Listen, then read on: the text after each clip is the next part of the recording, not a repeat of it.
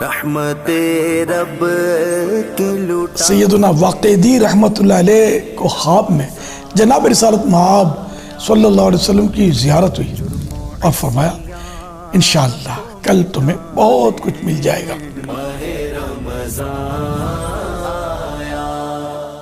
رمضان مبارک آنے والا تھا اور حضرت واقعی رحمت اللہ علیہ کے پاس کچھ نہ تھا۔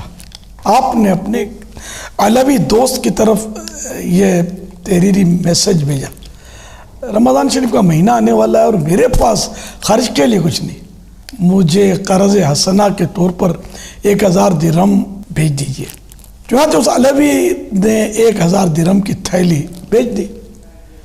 تھوڑی دیر کے بعد حضرت واقعی رحمت اللہ علیہ کے ایک دوست کا تحریری پیغام حضرت واقعی رحمت اللہ علیہ کی طرف آ گیا، رمضان شریف کے مہینے میں خرچ کے لیے مجھے 1000 درہم کی ضرورت ہے۔ حضرت واقعی رحمت اللہ علیہ نے وہی تھیلی وہاں بھیج دی۔ دوسرے دن وہی علوی دوست جن سے حضرت واقعی رحمت اللہ علیہ نے قرض لیا تھا اور وہ دوسرے دوست جنہوں نے حضرت واقعی سے قرض لیا تھا، دونوں حضرت واقعی کے گھر آئے۔ علوی کہنے لگے رمضان مبارک کا مہینہ آ رہا ہے اور میرے پاس ان 1000 درہموں کے سوا اور کچھ نہ تھا، مگر جب آپ کا میسج آیا تو میں نے یہ 1000 درہم آپ کو بھیج دیا اور اپنی ضرورت کے لیے اپنے ان دوست کو چٹھی لکھی کہ مجھے 1000 درہم بطور قرض دے دیجئے۔ انہوں نے وہی تھیلی جو میں نے آپ کو بھیجی تھی مجھے بھیج دی۔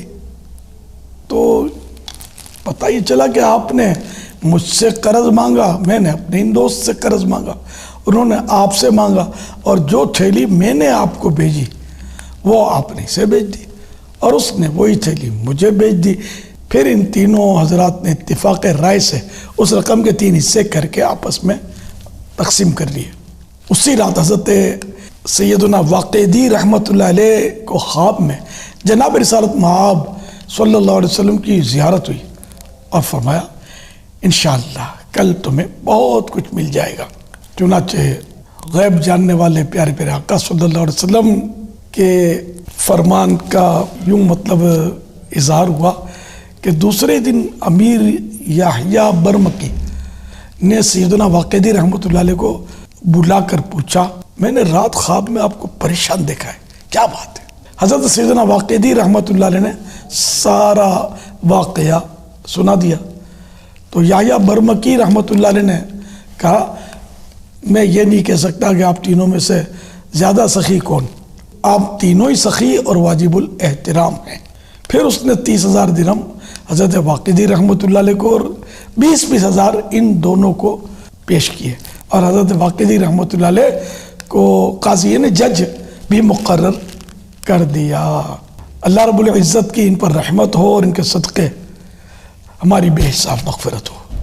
تو دیکھا آپ نے کہ سخاوت، یعنی اپنی ضرورت اپنے دوست کو، ضرورت کی چیز دوست کو دے دی، انہوں نے اپنی ضرورت کی چیز اپنے دوسرے دوست کو دے دی۔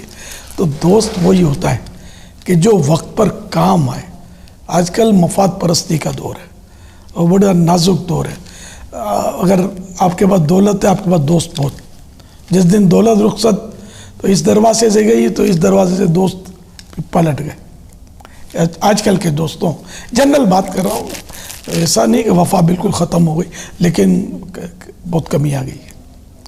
تو دوست کسی کو بنائے بھی تو آدمی سوچ سمجھ کر بنائے، یہ بھی تو خطرہ ہوتا ہے نا کہ دوست پیسے پھینکے اور ایمان لے لے۔ آج کل ایسے بھی دوست ہوتے ہیں، جی ہاں، تو بڑا نازک دور ہے۔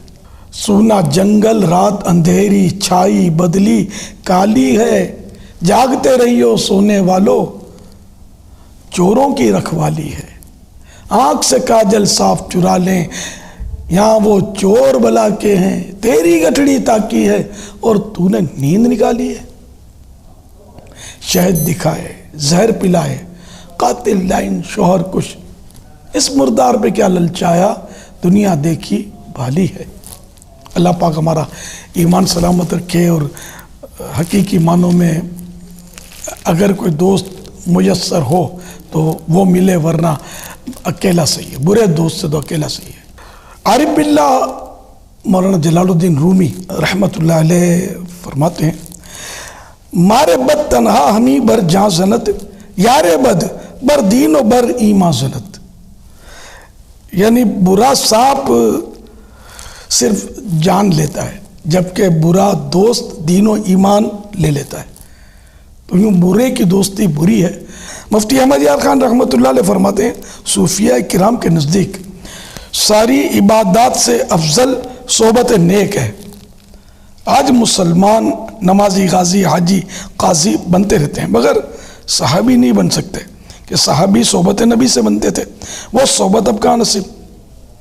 حضور صلی اللہ علیہ وآلہ وسلم سب کچھ دے گئے مگر صحبت ساتھ ہی لے گئے صلی اللہ علیہ وآلہ وسلم۔ تو بہرحال لے کے ہمیں اس کو دوست بنانا چاہیے کہ جو ہمیں آخرت کی یاد دلائے، جسے دیکھ کر خدا یاد آئے، نیکیوں میں اضافہ ہو اور گناہوں سے چھٹکارا ملے، اور ایمان میں مضبوط ہو، عقیدہ اس کا بالکل درست اور قرآن و حدیث کے مطابق ہو، ورنہ صرف ظاہری طور پر نیک پرہیزگار ہو لیکن عقیدہ درست نہیں ہے تو اس کی دوستی تو شرعاً جائز ہی نہیں ہے۔ اور ایمان کے لیے زہر حلال یعنی کہ قاتل زہر، اللہ پاک ہمیں برے دوستوں سے بچائے۔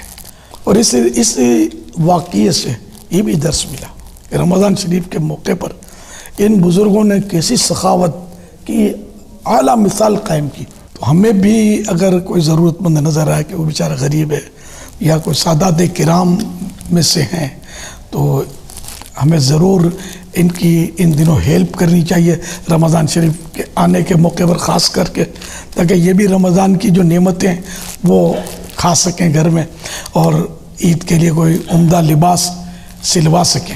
ہمیں ان کا خیال رکھنا چاہیے۔ ہمیں اگر کوئی بولے تو وہ نہیں جمتا، ہم خود اپنے طور پر اپنے رشتہ داروں میں نظر ڈالیں، پڑوسیوں میں دیکھ لیں کہ ان میں سفید پوش بھی ہوتے ہیں جو بیچارے ان کے پاس، اور ویسے آج کل تو مہنگائی نے کمر توڑ رکھی ہے، حالات بڑے ناگفتہ بے، تو ایسی صورت میں ہمیں مطلب ہے کہ زیادہ جن کو اللہ نے پیسہ دیا وہ زیادہ احتیاط کریں۔ اب جیسے مسجدوں میں افطاری بہت زیادہ ہمارے یہاں بھیجی جاتی ہے، بھیجنی چاہیے، کوئی حرج نہیں ہے، لیکن کیا یہ اچھا ہو کہ غریبوں کے علاقے جو ہوتے ہیں اس میں افطاریاں بھیج دی جائیں۔ اب نعمتیں مرد تو مسجد میں کھا لیتا ہے، یہ بیچاری خواتین جو ہیں یہ ان نعمتوں کی ہوا بھی ان کو نہیں لگتی، جو لوگ غریب ہیں، تو اس لیے مطلب ان کو اچھی چیزیں جو افطار میں دی جاتی ہیں تو ان کے پیکٹ بنا کر ان کے گھروں میں، غریبوں گھروں میں بھیجنے چاہیے، اور یہ ڈیلی بیسس پر ہو، روزانہ پورے رمضان شریف میں۔ تو ان غریبوں کی دعائیں لیں، سیدوں کی دعائیں لیں، انشاءاللہ دونوں جہاں میں بیڑا پار ہوگا۔ صلو علی الحبیب صلی اللہ علی محمد۔